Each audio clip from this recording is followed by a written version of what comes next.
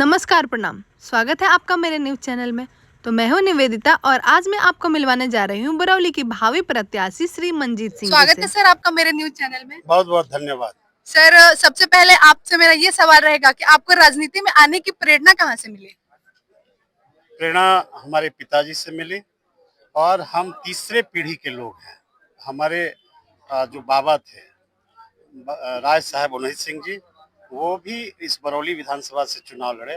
उसके बाद 1972 में मेरे स्वर्गीय पिता ब्रजकिशोर नारायण सिंह जी, उन्होंने प्रतिनिधित्व किया और 74 में जेपी आंदोलन में जेपी के साथ उस आंदोलन में कूद पड़े और उन्होंने पहले वह बिहार विधानसभा के विधायक थे जो उन्होंने बरौली विधानसभा से जेपी आंदोलन में कूदने के कारण उन्होंने इस्तीफा देने का काम किया है। जब हम छात्र जीवन में थे यूपी कॉलेज बनारस में, उस समय हम वहाँ स्टूडेंट यूनियन में हम चुनाव लड़े और हम जीते भी। और उसके बाद जब हम चुनाव वहाँ लड़ रहे थे यूपी कॉलेज में, तो हमने अपने पिताजी से कहा कि हमको 10,000 रुपया चाहिए। तो उन्होंने पूछा कि क्यों? क्या हमने कहा कि हमको चुनाव लड़ना है। तो उन्होंने कहा कि आपको भाषण देने आता है? हमने कहा कि हमको भाषण देने नहीं आता है। तो उन्होंने 10,000 रुपया दिया कि जाओ स्टूडेंट यूनियन का चुनाव निश्चित रूप से लड़ो, लेकिन भाषण देना सीख लेना। तो वहीं से हमारी राजनीतिक जीवन की शुरुआत हमारे पिता स्वर्गीय ब्रजकिशोर नारायण सिंह जी के प्रेरणा से शुरू हुई।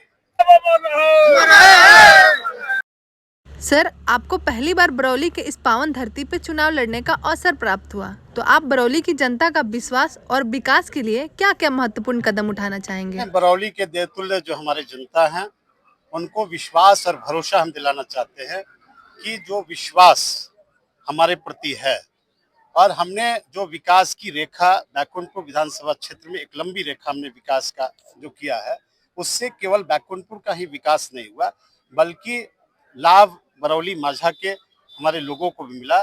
जैसे कि हमने अगर ब्रजकिशोर नारायण सिंह पॉलिटेक्निक कॉलेज खोला, तो हम जब गांव-गांव जनसंपर्क करते हैं तो इस बात को लोग जिक्र करता है कि हमारा बेटा है, हमारा बेटी है जो पॉलिटेक्निक कॉलेज में पढ़ता है और मात्र इस सरकार में पॉलिटेक्निक की पढ़ाई 5 रुपये में होती है। और एएनएम अगर हमने खोला, आईआईटी हमने खोला, तो उसका भी लाभ हमारे युवा पीढ़ी के लोगों को मिला है। उसी तरह का विकास की मुख्य धारा से इस बरौली विधानसभा को हम जोड़ेंगे। ब से बरौली और ब से बैकुंठपुर। तो आपको क्या लगता है कि बरौली से चुनाव लड़ने के लिए आपको कौन कौन सी चुनौतियों का सामना करना पड़ सकता है? कोई चुनौती नहीं है, किसी प्रकार की चुनौती नहीं है। विपक्ष पूर्णतः ध्वस्त है और आप देख रही हैं कि कितना संख्या में सुबह से जो एनडीए के समस्त हमारे सम्मानित कार्यकर्ता हैं, सब लोग गांव-गांव जनसंपर्क करना, किसी स्थिति में नीतीश कुमार जी के नेतृत्व में ये एनडीए की सरकार बनाने के लिए लगे हैं। जब परिणाम आएंगे 14 को, आप देखिएगा केवल बरौली ही नहीं बल्कि इस गोपालगंज के 6 का 6 सीट एनडीए जीतेगा। तो चलिए, आपको ये विश्वास है कि बरौली की जनता आपके साथ है, आपको किसी भी प्रकार की समस्याओं का सामना नहीं करना पड़ रहा है, परंतु बरौली की आम जनता को हर एक दिन नए नए समस्याओं के साथ जीना पड़ रहा है। तो आप इस मुद्दा पे हमारे जनता को क्या बोलना चाहिएगा? देखिए, अभी तो आदर्श आचार संहिता लागू है और जब गांव घूमते हैं तो समस्याओं की भी बात होती है और निराकरण की दिशा में हम पूरा प्रयास करेंगे। जिस प्रकार की विकास लोगों को चाहिए, निश्चित रूप से सारे विकास के कार्यक्रमों में हम ईमानदारी पूर्वक, निष्ठा पूर्वक यहाँ की जनता को सेवा और खिदमत करेंगे। सर आपसे मेरा आखिरी सवाल ये रहेगा कि आप बरौली में महिलाओं के लिए क्या क्या करना चाहेंगे? देखिए, एक हमारी पार्टी जो है वह नारी सशक्तिकरण की दिशा में उन्होंने ठोस कदम उठाया है। मुख्यमंत्री जी ने आधी आबादी के लिए कई महत्वपूर्ण उन्होंने निर्णय लिया है। आप देख लीजिए कि पहले पंचायत के नगर के चुनाव में किसी प्रकार की आरक्षण की व्यवस्था ही नहीं थी। नीतीश कुमार जी नारी सशक्तिकरण की दिशा में उन्होंने 50% आरक्षण दिया, चाहे वो दलित हो, महादलित हो, पिछड़ा हो, अति पिछड़ा हो, अल्पसंख्यक समुदाय के लोग हैं। उन्होंने पंचायतों में आरक्षण, नगर पंचायतों में आरक्षण करके महिलाओं को राजनीति में एक भागीदारी देकर वह एक नारियों को सशक्त बनाने का काम किया है। आप 2006-7 में देख लीजिए कि पहले लड़कियां नौकरी नहीं कर पाती थी, घर से निकलती नहीं थी, लेकिन उसमें भी आदरणीय नीतीश कुमार जी ने 50% आरक्षण दिया और प्राथमिक शिक्षा में 50% महिलाओं को उन्होंने नौकरी देने का प्रारंभ किया और 35% आरक्षण नीतीश कुमार ने पुलिस के बहाली में निकला। और यह कहते हुए हमको प्रसन्नता हो रही है कि बिहार देश का पहला राज्य है जहां महिला पुलिस की संख्या इस देश में सबसे ज्यादा कहीं है तो उसका नाम बिहार है। और आप जीविका दीदी के समूह को देखिए। आज बिहार के अंदर जीविका दीदी का समूह लगभग 10,56,000 के करीब में है और उससे 1,40,00,000 हमारी महिलाएं उस जीविका समूह से जुड़ी हुई हैं। जीविका के माध्यम से उनको रोजगार देने का आदरणीय नीतीश कुमार ने काम किया। हाल के दिनों में नारी सशक्तिकरण और रोजगार की दिशा में जो आजादी के बाद किसी मुख्यमंत्री ने ऐसा कदम नहीं उठाया था।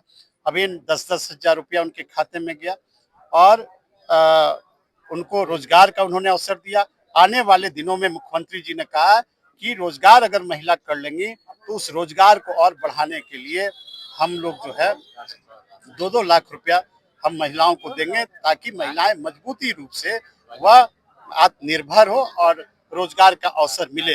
तो हम लोग नारियों का सम्मान हमारी सरकार करती है, एनडीए की सरकार करती है और इसके बाद भी अगर नीतीश कुमार जी के नेतृत्व में सरकार बनी तो नारी सशक्तिकरण की दिशा में, नारियों को रोजगार की दिशा में और महत्वपूर्ण कदम हमारी सरकार उठाएगी। सर, आपसे महत्वपूर्ण एक सवाल ये है कि आपके अंदर कौन सा लीडरशिप क्वालिटी है जो और नेताओं से आपको अलग बनाती है? नहीं, देखिए, हम तो समर्पण और समर्पित भावना से हम राजनीति करते हैं और शुद्ध राजनीति करते हैं और दिन रात हम लोगों के बीच हम रहते हैं। और हमने, आप देख लीजिए, बाढ़ के समय भी की स्थिति जो हुई थी, अगर हमको जरूरत पड़ी कंधे पर बोरा उठाकर बांधों को बचाना, वो भी हमने काम किया है।